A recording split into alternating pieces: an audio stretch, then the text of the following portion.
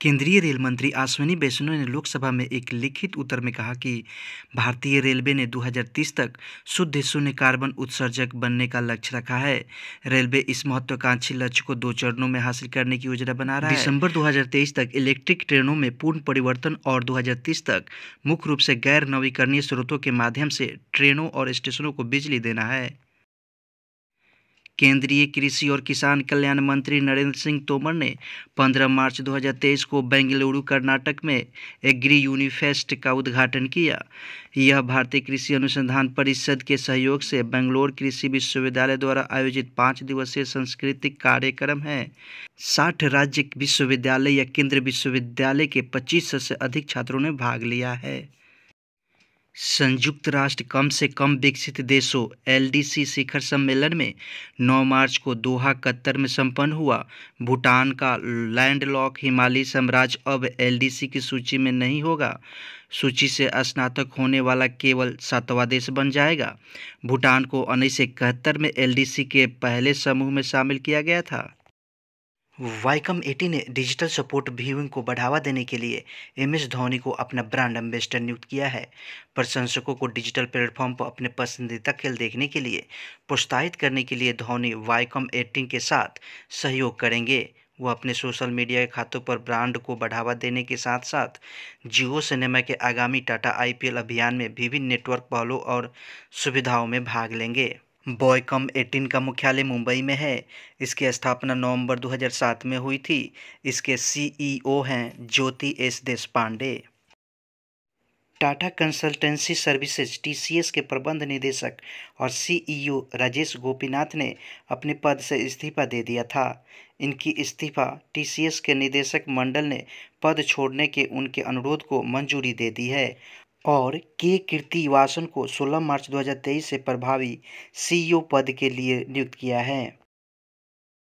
IDFC first bank Bharat में एक निजी क्षेत्र का बैंक है जो इंडियन प्रीमियर लीग (आईपीएल) में प्रतिस्पर्धा करने वाली franchisee cricket team Mumbai Indians का आधिकारिक बैंकिंग भागीदार बन गया है।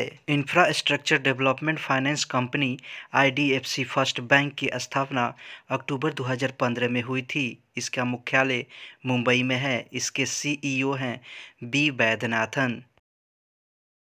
भारतीय रिजर्व बैंक ने 15 मार्च को कहा कि उसने वित्तीय उत्पाद और सेवाओं में नवाचार को बढ़ावा देने के लिए central bank of United Arab अमीरात के साथ एक समझौता ज्ञापन पर हस्ताक्षर किए हैं।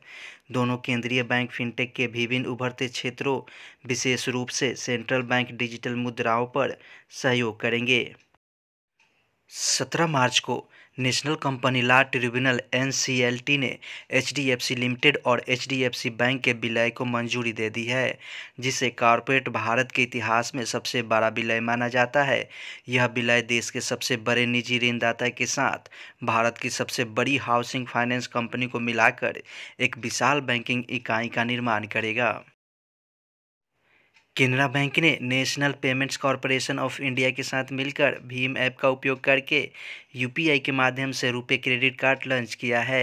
यह एकीकरण ग्राहकों को अपने रुपे क्रेडिट कार्ड को यूपीआई से जोड़ने और भौतिक कार्ड की आवश्यकता के बिना व्यापारी लेन देन करने की अनुमति देता है। आईसीआईसीआई बैंक भारतीय स्टार्टअप के लिए इकोसिस्टम बैंकिंग की पेशकश करता है। भारतीय रिजर्व बैंक के आंकड़ों के अनुसार 10 मार्च 2023 तक देश का विदेशी मुद्रा भंडार $2.397 बिलियन घटकर $560 बिलियन हो गया। भारतीय मानक ब्यूरो (बीआईएस) ने स्कूली छात्रों के बीच विज्ञान सिखाने को बढ़ावा देने के लिए लर्निंग साइंस वाया स्टैंडर्ड्स पहल शुरू की।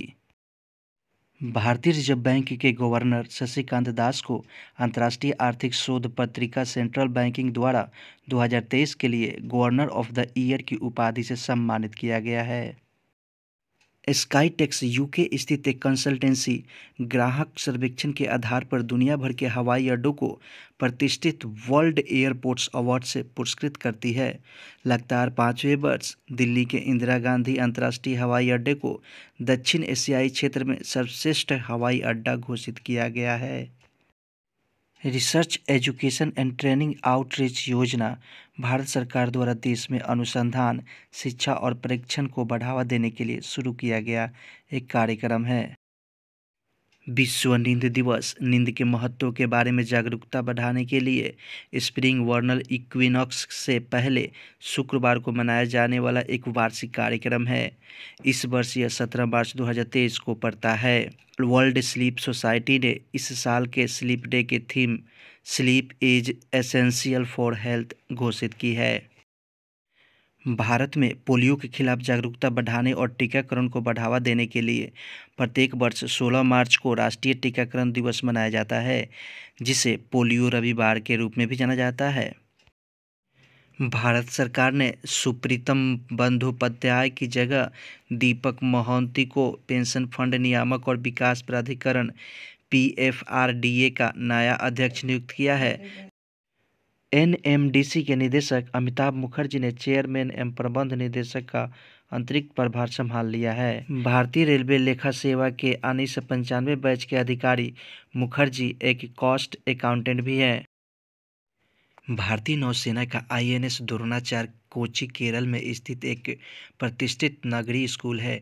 स्कूल 1975 से संचालन में है और परीक्षण अधिकारियों और विभिन्न क्षेत्रों जैसे छोटे हथियारों, नौसैनिक मिसाइलों, तोपखाने, रडार और रक्षात्मक प्रतिवादों के लिए जिम्मेदार है। इसे हाल ही में प्रेसिडेंट्स कलर मिला है।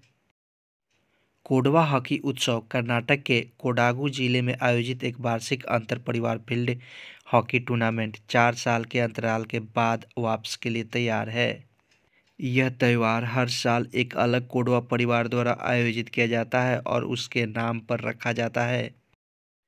पोलैंड ने हाल ही में यूक्रेन को 4 MiG-29 लड़ाकू जेट की डिलीवरी की घोषणा की, जिससे वह ऐसा करने वाला पहला उत्तरी अटलांटिक संघीय संगठन नाटो देश बन गया है। गगनयान मिशन के तहत पहला परीक्षण वाहन प्रदर्शन TBD-1 मई 2023 को आयोजित किया जाएगा। All England open badminton championship Trisha jolly और गायत्री गोपीचंद की भारतीय महिला युगल जोड़ी क्वार्टर फाइनल में पहुंची। निकहत जरीन, साक्षी चौधरी, प्रीति और नुपुर सयो राणा ने विश्व महिला मुक्केबाजी चैंपियनशिप के शुरुआती मुकाबले जीते। ब्रिटेन ने सुरक्षा कारणों से चीनी स्वामित्व वाले रेडियो शेयरिंग ऐप टिकटॉक को सरकारी फोन पर प्रतिबंधित कर दिया है। नई दिल्ली में तपेदिक के खिलाफ कार्रवाई के लिए साझेदारी कार्यक्रम में टीबी जागरूकता संदेशों के साथ 75 ट्रकों को हरी झंडी दिखाई गई। सीमा सड़क संगठन ने रिकॉर्ड 68 दिनों में जो जिला दरे को खोल दिया है।